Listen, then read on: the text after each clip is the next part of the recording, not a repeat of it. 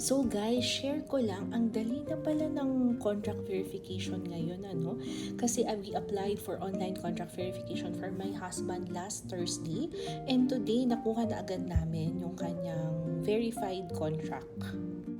So ang kailangan nyo lang na documents is yung visa, passport, Emirates ID, tsaka yung inyong Ministry of Labor na contract. Sa case ng husband ko, kasi wala siyang MOL contract, meron silang contract from the company, and then kasi Arabic yun, we had to have it translated into English, at yun ang inattach namin. So first, pupunta kayo sa website. Ipopost ko siya somewhere dito kung ano yung website na pupuntahan nyo. So for Dubai to ha, Dubai, Sharjah, and Northern Emirates. So dito kayo pupunta sa website na to, and this is verified through Dataflow. Once you're in the website, you just need to put in your email address, then magsisend ng OTP, and then malalagin na kayo.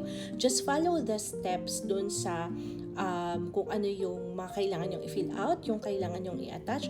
May portions doon na pag required siya, di ba may asterisk yun, you cannot leave it blank kasi you will not move to the next page.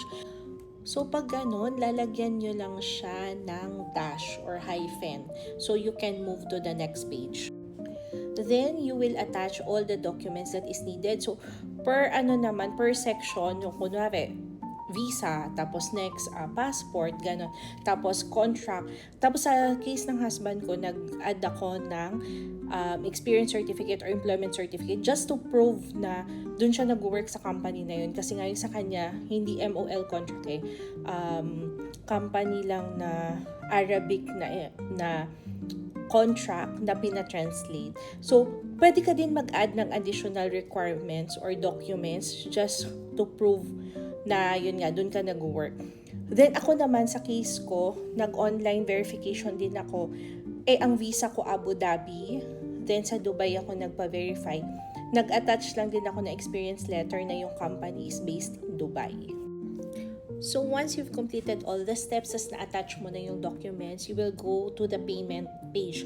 Yung payment page na yon, it's just for Dataflow, yung convenience fee nila, which is AED 2150. You will not pay yet yung cost ng verification until ma-approve. So ang babayaran mo lang is yung 2150, which is paid by credit card. Then makaka-receive ka na ng email na na-receive na nila yung application mo and it's being reviewed. So sa case namin, ang timeline is we applied Thursday night ha, and then Friday, and then ngayon Saturday afternoon, naka-receive na kami ng email na ganito, na na siya, approved and ready for payment na siya. So na-evaluate na siya and for payment na. So, dun sa email na yon, na-approve na siya and ready for payment, may link dun. You just click on the link and then you will be sent to the portal, yung Dataflow Group portal, and then maglalagin ka ulit, then magbayad ka through credit card. Once you've paid, then your report or your verified contract is ready for download. Ang payment for this one is 40 dirhams. So, ganyan ang itsura niya. So, online verified contract at para siyang Dataflow report.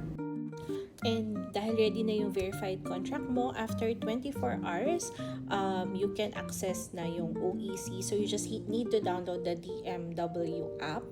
And then, meron doon sa balik manggagawa OEC something. Mag-request ka or generate ng OEC. So, but the OEC is only valid for 2 months ha. So, you only download it once magbabakasyon na kayo or nasa Pinas na kayo para magbakasyon. Pwede nyo namang i-download doon. So, yun lang. I really hope this helps. And at least contract verification made easy na talaga siya. And bear in mind what I've said. This is only for Dubai, Sharjah, and Northern Emirates. Thank you so much. Bye!